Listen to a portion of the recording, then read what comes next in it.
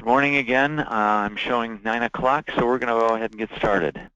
My name is Mike DeLacluse, President of Lesman Instrument Company. I'd like to thank all of you for taking time out of your busy schedules to join us for Belt Scales 101. Our presenter today is John Dronette of Siemens. John's going to go over the basics of how they work, some of the considerations for mounting, and a few applications. John's been with Siemens for 27 years as a field engineer, application engineer, field service manager, and customer service manager. He's currently the product marketing manager for weighing technology and process protection products. We will be muting the phone lines. If you have a question, there is a question tool built in to GoToWebinar. Please send me the question and I'll get them answered. With that, I'm going to turn it over to John. As Mike said, my name is John Dronette. I'm the product marketing manager for the Siemens weighing technology products, and today we're going to talk about belt scales. Start out with a little bit of theory behind what makes a belt scale work. And there are four primary components to a belt scale. You have a weigh bridge that does the load sensing. You have the speed sensor that tells how fast the belt is moving. You have an integrator that takes the signals from the weigh bridge and the speed sensor and combines them and turns them into some usable form of output. And you have the conveyor, and it's important to think about the conveyor as part of the weighing system. You know, traditionally in most plants, conveyors are fairly low down on the list for maintenance. They don't get a lot of maintenance unless they're really not functioning at all. The belt almost has to be coming off the idlers before they'll get attention. When you put a scale in there, that conveyor is part of a weighing system, and you have to think in those terms that anything that happens on that conveyor could potentially have a negative impact on the scale. We're going to talk specifically about some of the bigger issues later on into the presentation. So you have the weigh bridge, and just like with a platform scale or a bathroom scale or any other type of scale, you put a weight on it, it tells you how much you weigh, or it weighs, whatever you put on it weighs. And with a belt scale, it's the same thing. You have a weigh bridge inside the conveyor underneath one of the idlers, and when material is carried across that scale, it weighs how much weight is on that material. Now there's a little bit of a twist with the belt scale in that you're weighing a length of material called the weigh span. So that measurement is actually in pounds per foot. We measure the speed of the belt, typically in feet per minute. And if you notice, when you multiply these together, the feet cancel out and you end up with pounds per minute. And of course that's converted to whatever units you would want, and most commonly they measure in tons per hour. So that's the basic math behind a belt scale. Just like with any other piece of instrumentation, you have to consider how you're applying it or where you're applying it to make sure that it's going to function properly. So let's talk about some of the things that you need to look for when you're looking for a place to install a belt scale. One thing to consider is the idlers. There are idlers that are suitable for conveyor scales, and there are idlers that aren't suitable. Across the top here, you have, starting on the left side, you have a standard trough idler. This is probably the most common type of idler. You can see that it has a center roll that's flat, and then it has two wing rolls that kind of turn the edges of the belt up.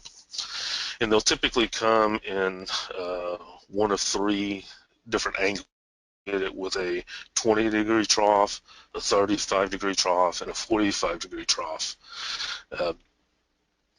20-degree trough, 35-degree trough are perfectly suited for belt scales. Probably the 35-degree trough and idler is the most common. They also come with a 45-degree trough. Now, with a 45-degree trough, you can put a belt scale under a 45-degree trough idler. You probably won't get quite as good of accuracy as you would on, say, a 35 or a 20. And the reason is because as you start to curl the edges of that belt up, the belt will start to become more rigid, and then more of the product is supported by the belt rather than applying down into the idler and transferring onto the weigh bridge. Trough idlers can either be inline, is the most common. They can also have an offset center roll, as you see in the top middle picture there. Either one is fine for a belt scale. The same rules apply to the offset idler that would apply to the standard trough idler. You can also have flat roll idlers, and they're probably the best for the belt scale because you're not supporting any with the belt. It all applies down into all of the weight applies down into the idler. So these idlers across the top here are perfectly suited for belt scales. Some other types of idlers are adjustable trough idlers, where the wing rolls, the angle on the wing rolls can be adjusted. You'll typically find these up near the head pulley where they're transitioning from trough profile to flat profile to go around the head pulley. But you wouldn't want to install a belt scale underneath or with an adjustable trough idler near, because it would just be too hard to do an alignment. We're going to talk talk more about alignments too. That's one of the critical factors in installing a belt scale, is making sure all of the idlers are in line. The wire rope idlers and the catenary idlers, they're both supported by a cable. They're basically hanging from supports on the side and supported by this cable. And if you remember in the previous slide, we talked about you're measuring that length of material. Well, if you think about an idler that's supported by a cable, those idlers can move back and forth just slightly, but it's enough to affect how long the length of material you're weighing is. So we typically would not recommend installing a belt scale with one of these types of idlers. You also have to look at the conveyor to determine where on the conveyor would be a good place to install the scale. And one of the things you want to think about is belt tension. Generally speaking, belt tension is going to be lighter down near the infeed versus up near the head pulley. And if you think about it, the point up near the top of the conveyor is going to be pulling a pile of material that's the length of the entire conveyor. So let's say you had a 100-foot long conveyor and you had 50 pounds per foot of material on there. Well, a point up near the head pulley is going to be pulling almost 5,000 pounds of material. Whereas if you look at that down near the infeed, where you're only pulling, say, 10 feet of material, then you're only pulling 500 pounds of material. So you're pulling a lot less material down near the infeed. For that reason, the belt tension is going to be less near the infeed, which allows more of the load to apply down into the scale and less of it to be supported by the belt. Now, you don't want to get too close to the infeed because you got to give the material time to settle before it comes across the scale. You don't want it moving once it comes into the scale area. General rule we use for how far you should be as a minimum from the infeed is if for belts running 300 feet a minute or less, you want to be about 6 feet away from the end of the skirt boards. For belts running between 300 and 500 feet a minute, you want to be about 10 feet from the end of the skirt boards. And for belts running over 500 feet a minute, you want to be at least 15 feet from the end of the skirt boards. Now, it's not always possible to install the belt scale down near the infeed, sometimes because of maybe there's curves in the conveyor, or maybe the conveyor is just too short, and you have to locate it up near the head pulley. There's some guidelines there, depending on what trough angle the idler has, how far you should be as a minimum from the head pulley. With 35-degree trough idlers, you want a minimum of 4 idler spaces between the scale and the head pulley. And you would also want the last idler in between the last idler closest to the head pulley to be a 20-degree trough idler. And the goal there is what we're trying to do is when you're transferring the belt from a profile that has the trough in it to a flat profile so they can wrap around the head pulley. Well, there's a lot of tension on the belt on the outer edges when you do that. And for that reason, you really don't want that scale. You want to give some space to allow that transition to occur before, or I'm sorry, after it crosses the scale. And also adding that 20-degree trough idler gives it a little more of a transition rather than just an abrupt change from the trough profile to the flat profile. So if you have 35-degree trough idlers, you want to be a minimum of 4 spaces, and you want the last idler to be a 20-degree trough. If you have 20-degree trough idlers on the conveyor, you can be a minimum of 3 idler spaces from the head pulley. You know, conveyors with curves have to have special consideration as well. And you can see in the lower right here, there's 2 different types of curves. You have concave curves, it's like in the top of that box, where you go from a lesser angle to an increased angle. And then you have convex curves, where you go from a steeper angle to a lesser angle. If you have a concave curve, you want to be at least 40 feet from the last point of the curve. And the reason is because in that curve, when that belt's running empty, you can really see it, but when the belt's running empty, that belt will lift out of those idlers, and sometimes I've seen them as much as 2 or 3 feet off the idlers in these curves, and that lifting effect will have effect on the scale. So you want to get it far enough away where that lifting effect is not occurring anymore, and 40 feet is a good rule of thumb. If you have a convex curve, if you're on the infeed side, you need to be at least 20 feet away. If you're on the discharge side or the head pulley side of the conveyor, you want to be 40 feet away, and it's kind of the same effect. It's more of a prying up. It's almost like a lever and a fulcrum. If the belt is somewhat rigid because it's troughed, so it's going to kind of have a lifting effect as it goes across that curve. Tensioning devices. The tensioner is one of the more critical things on a belt scale. Belt tension is really the key to making a belt scale work, and you want a tension that's as light as possible but very consistent. There's a couple of different types of tensioning devices. They have screw take-ups, which is basically 2 screws on the tail pulley that as you tighten these down, it pulls the tail pulley back to add tension to the belt. And then there's weighted take-ups or gravity take-ups, and there's a couple of different styles. I showed 2 styles here. There's some others as well, but like the vertical take-up, basically you drop a loop out of the return side of the belt and you hang a weight on it. With a horizontal take-up, sometimes you'll find these down in tunnels where there's not a lot of headroom. The tail pulley will be put on a carriage and then tied with a cable and pulley system to a weight. Either type of gravity take-up is fine for a conveyor scale, but you want to make sure that take-up's functioning properly. As far as screw take-ups, screw take-ups are fine. You wouldn't want to put a scale on a conveyor that has screw take-ups if the conveyor is longer than 100 feet. And the reason is because as the day goes on, the belt will tend to stretch. Well, if you have a set distance between your head and tail pulley, the tension is going to start to loosen as that belt stretches. And the longer the belt, the more distance it's going to stretch. So anything over 100 feet, you typically would not want to put a belt scale if it has screw take-ups. And then conveyor inclines. Really the biggest issue with conveyor inclines is material rollback.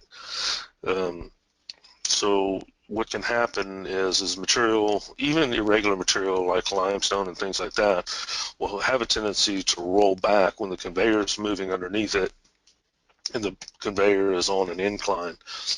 Typically around 18 degrees is where we start looking at that very closely. If it's less than 18 degrees, then it's not a problem, just move forward. If it's over 18 degrees, then we really need to look at the material and how it lays on the belt, how fast the belt's moving, and things like that to determine if it's a good application for a belt scale. I mentioned the alignment earlier, and the alignment and belt tension are really everything in making a belt scale work. To do an alignment, you have to have the scale idler aligned with a minimum of 2 idlers on each side of it, and preferably for high accuracy application like 1/4%, you would want to go 3 idlers on each side. You want them aligned in all the same plane, all 3 planes. So you want side-to-side alignment, you want vertical alignment, and you want them square to each other. So to do this, typically what I would do is I would mark the center roll on each idler.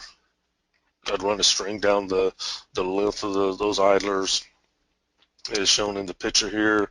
I'd run 3 strings for a troughing idler, 1 down the center roll, and I would make sure each of the idlers line up with my mark in the center of that center roll, and then I would start to shim the idler so that all 3 strings are just lightly touching. Now the tolerance on the alignment is like 1/32 of an inch, and it's difficult and tedious to align the idlers to that tolerance because that's pretty tight tolerance. And in fact, sometimes mechanics will tell me, well, it's not possible, but it is possible. I've done it. I know it's possible. So, and it's really critical to the performance of the scale. And the thing about it is, the way I approach it with my customers is I say, if you shortcut it, you're always going to have question about the accuracy of the scale.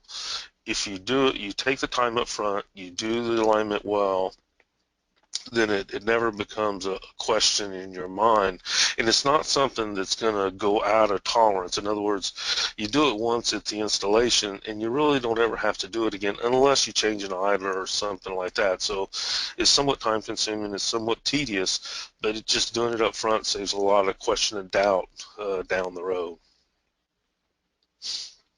I've talked quite a bit about belt tension, and we'll talk a little more about it again. This is a critical component of a belt scale. Typical conveyor design manuals will tell you about a 2% sag is what's appropriate, and that's fine for a belt scale. So if you had a 4-foot span between 2 idlers, you should see about 2% of that in sag. So about an inch of sag over a 4-foot span would be the appropriate belt tension.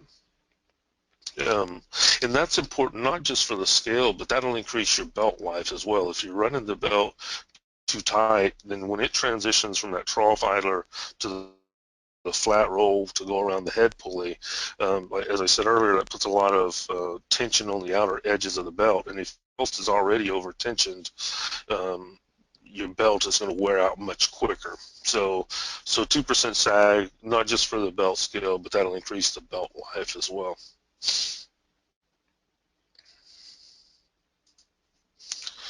So let's talk about calibration a little bit. There are 2 different types of calibration. You have simulated load testing and material testing. Simulated load testing will use static calibration weights, it may use roller chains, or it may use electronic calibration. Material tests involve taking a weighed sample of material or a sample of material and weighing it either before or after it crosses the belt scale. Before we start talking about calibration types, it's really important that you first discuss repeatability. With repeatability, we're referring to a scale's ability to produce a desired result or produce a result over and over again, the same result over and over again. With accuracy, you're looking to produce the same result over and over again, and you want it to be the desired result. So if you think about it in terms of a target, if you see the target at the top in the center there, you can see that the marks on it are kind of spread out. They're not really centered up. So one of them falls kind of close to the center. But in this instance, you don't have either accuracy or repeatability. Now, if you look at the target on the lower right, you can see that the marks are very close together, but they're not in the center. So this is a situation where you have repeatability, but you don't have accuracy. And then on the lower left, you can see you're centered up pretty well. You're within 0.5%. All of them are grouped together fairly closely. So there you have repeatability and accuracy. Anytime you do a calibration, the first thing you want to do is establish repeatability, because if you don't have repeatability, you're never going to be able to have accuracy. So to establish repeatability, you just run the calibration twice without making any adjustments. So let's say you run your first test and you're 3% off. If you run your next test and it's 1% off, well, and you're looking for 1% accuracy, well, you're just barely plus or minus 1% repeatable. So you can make a 2% correction and you would just barely be within your desired accuracy. Whereas if you ran your first test and it was 3% off, and you run your second test and it's 2.5% off, well, you could make a 2 3/4% correction, and then you would be well within your 1 or even 0.5% at that case of accuracy. So when you calibrate, the first thing you want to do is establish repeatability. So you want to run 2 calibrations without making any changes. Once you do that, if you've established a repeatable error, you can make the correction, and then your belt scale should be accurate. And that's true for both material test and simulated load testing. Now with simulated load testing, I said earlier, they have, you could be calibration weights, or it could be a test chain. With calibration weights, it's you put a weight on the scale in between the carrying strand of the belt and the return strand of the belt, and they'll usually have some kind of a bracket that you would put a calibration weight on. I showed 2 different types here. The one in the upper right is flat bar calibration weights. You can see the blue bars on the scale there. And then on the one on the left, we call these horseshoe weights. I've seen a lot of different weight configurations. Some of them are just big weight cans and different things like that. But they'll typically hang on the scale in between the 2 belt strings, or belt strands, sorry. With the calibration chain, it's a big roller chain, and each of the rollers basically make up the weight. So you would winch this chain out onto the conveyor, and you would cable it into place. You'd start the conveyor with the chain on it. You do your calibration, stop the belt, winch it back off, and then you're good to go. Now, there's a lot of talk in the industry about, is there any real significant advantages with calibration chains versus weight? And I'm not really going to get into that discussion, because that could be a 30-minute webinar just by itself. But they do have, I just want to make you aware there are 2 different calibration methods, and it's probably best that you figure out which one is right for your operation. And if you'd like to talk about, what the advantages are from a I'd be more than happy to do that. A calibration weight to me is a lot easier. It's a known standard, so in other words, there's not a lot that can change on the conveyor. Whereas with chains, you have a lot of opportunity for change in that each of those roller bearings, any of those roller bearings could seize up. They're somewhat difficult to operate with.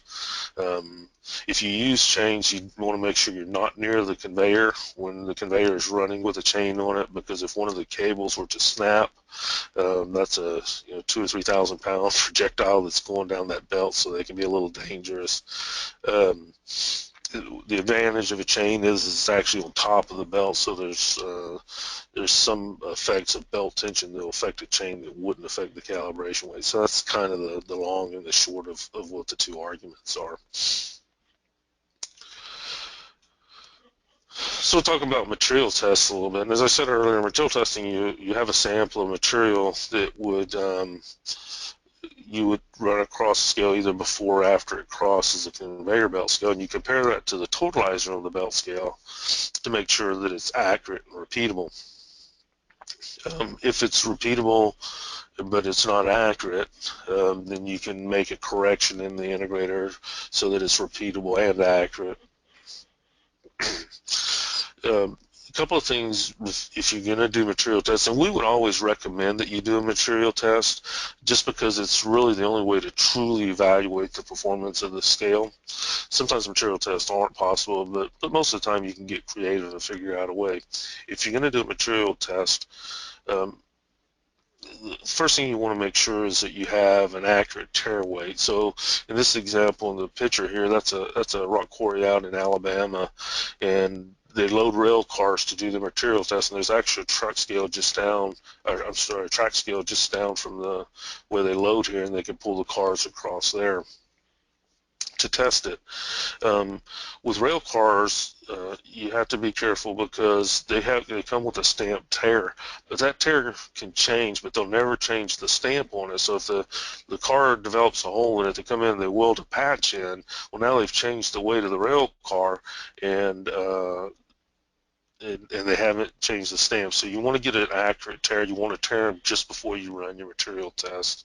Same is true with trucks. Even the driver of the truck, if they go from one driver to the next during the testing process, I've had situations where they did that to me, and the tests were moved as a result of it. And sometimes the difference between being in and out of spec can be as little as 20 or 40 pounds. So changing a driver could potentially be enough, and even the diesel consumed while the truck is idling during the testing processes, things like that all have to be taken into account.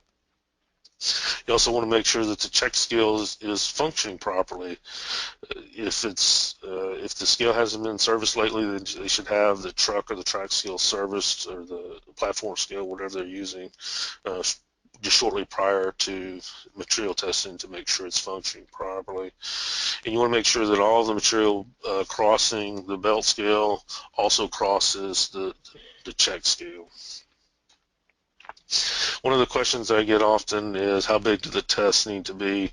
Well, if you're looking at a 0.25% scale, you want to have at least 800 counts on the totalizer. So if your totalizer resolution is, say, 0.1 tons per count, then you would need 80 tons to do a material test. If your resolution is 0.01 tons per count, then you would need 8 tons, and so on. For 0.5% scale, you want 400 counts. On a 1% scale, you want 200 counts. Now, NTEP recommends a minimum of 10 minutes or 3 belt revolutions, whichever is longer. I do like the 3 belt revolutions. I don't know that 10 minutes is really necessary. You know, if you have 5 minutes, I think that's just fine. Having said that, you know, these are the guidelines for how big the test can be, but sometimes you can only run a test that's maybe 100 counts. Well, any material test is better than no material test. Once you get into, like, say, half of this amount, then I would be reluctant to make an adjustment based on that, but it's still good to do it to verify that your scale is at least functioning properly. So now let's talk about some applications. This is an application in Granbury, Texas. It's a sand mine. They're using the scale for inventory management. So in a sand mine, when the sand is, or in this sand mine anyway, when the sand is dug out of the ground, they make it into a water slurry. They pump it into the plant where it goes through what they call a hydroclassifier. They separate the size of the sands. And then it'll go into storage piles. Well, they wanted to keep track of how much sand was on each storage pile. So what we were able to do was put a belt scale on the conveyor that loads the storage pile. We put a conveyor scale on the conveyor that pulls from the storage pile, and they're able to manage their inventory by measuring, or by taking the difference of those two scales. This is an application up in Idaho. It's a loadout application, and this is a great application for a belt scale because the return on investment is really fast in these applications. And I've seen this application in municipal plants. I've seen where they're treating wastewater. I've seen these applications in grain elevators, rock quarries, any industry that's handling bulk solids, or loading out bulk solids into rail cars or trucks. A very common practice, even if there's a truck scale or a rail scale on site, a very common practice is to load to about 90% of the car's capacity because they don't want to risk overloading it, and if there's a scale on site, they'll actually catch it before it leaves the site and they can pull it back in, but it's very difficult to take just a little bit of material out of these containers. So if they don't have a track scale on site, then it goes away, and then they end up getting a fine from the railroad. So to avoid that, they load it to 90%. Well, if you think about that, 90% of what they spend a year on shipping is spent to ship air. So what we were able to do for this customer is put a belt scale on the conveyor that loads the rail car, so they're actually able to monitor how much is going into the rail car as it goes in there. Doing it this way, they can load up to maybe 99% of the capacity of the rail car. Now, if you think of that, I had one customer put it to me like this. It was a grain customer. He said, basically every 10th car I ship is empty. And you know, if you think about it, effectively, that's what's happening when they're only loading to 90%. I had a customer, a municipal customer, that was loading sludge to be disposed of, to take out to the landfill to be disposed of, and he told me they were spending about $2 million a year in shipping the sludge. So by installing the scale, they were able to save about $180,000 a year. So the payoff on the scale was very quick, less than a month. So it's a very fast ROI in these load-out applications. And this is an application in a copper mine out in Morenci, Arizona. And they're using the scale as a productivity measurement. So the mine is broken into different groups. So you have the actual mine where they get the ore out of the ground. It goes through, from there, there's a primary crusher there. It goes through the primary crusher. They size the rocks down to 6-inch. Then it goes into a section of the plant they call crush and convey. And the supervisor over where they actually do the mining, where they dig the ore out of the ground, his performance is measured based on how much ore the mine produces in that given day. So whatever comes through that primary crusher is part of his performance for the day. So to measure that, they installed a belt scale on the discharge of the primary crusher.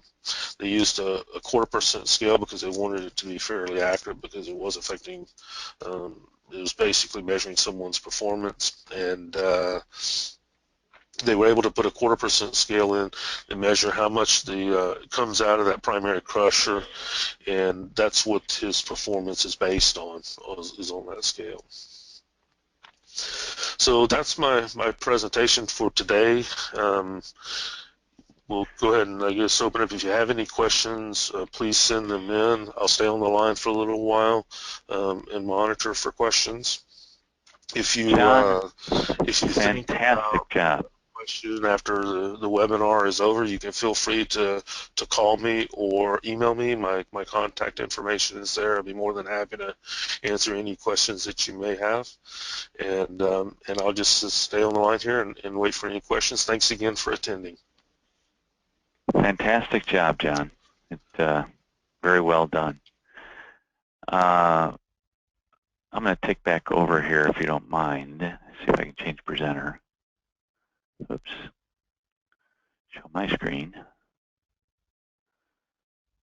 All right. I'm not seeing any questions come up yet. If you do have any questions, just please type them into the question tool that's built into GoToWebinar, and John and I will get them addressed here before we leave. Should be able to see my screen now. John, again, thank you very much for your presentation. If you didn't catch John's contact information, please go ahead and just send me an email or give me a call, and I'll make sure that we get your questions answered. If you do know your account manager, you can start with him. If not, please just feel free to call into the office and ask for me. Our next webinar, there we go. Our next webinar is going to be on Tuesday, January 19th at 9 a.m. and will be presented by Jordan Valve's Harry Wepkenberg. Harry's going to talk to us about Backpressure 101. Some processes require a set back pressure to protect sensitive equipment from damage, and Harry knows all about that stuff and is going to talk to us about how you control that back pressure. Some of the applications that are required are things such as pump recirculation, tank blanketing, or vapor recovery. So if you have any of these applications, you'll want to listen to Harry's webinar. You can either sign up on in the training center at lesman.com or wait for the announcement to come out shortly. John, you must have done such a good job. Oh, here we go. We do have a question. How do you feel about pivot conveyors?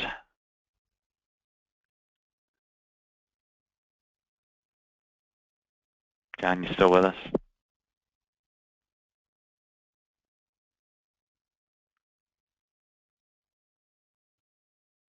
John, you must be on mute because I cannot hear you.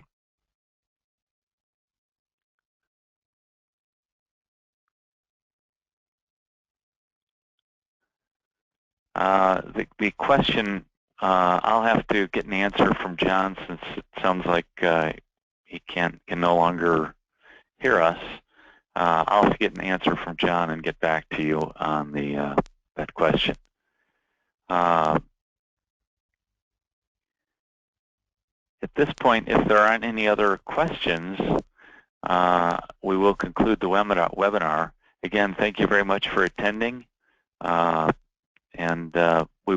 We do have this recorded, so if there's anybody that you want to have hear this recording, we'll send a note out on that shortly so that you can have any of your coworkers listen to it as well. Again, John, thank you very much for the webinar, and at this point in time, we will conclude. Thank you.